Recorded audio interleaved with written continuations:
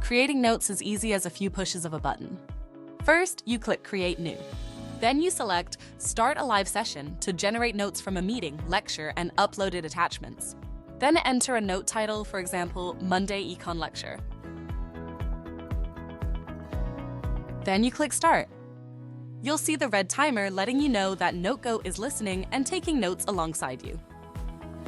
You have the option to add your own notes within the interface itself. You can also upload additional information to be included in your AI-generated notes. For example, images, PDFs, and Word docs, and much more.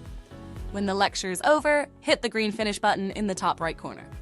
Allow NoteGoat to quickly process the information. You can return to the main dashboard, and your AI-generated notes will be ready shortly. Once the notes are available, you will see that your NoteGoat notes will be on the left side by side with the notes that you took during the lecture.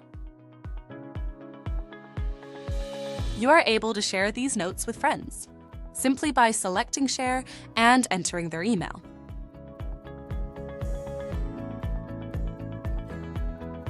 It's as easy as that.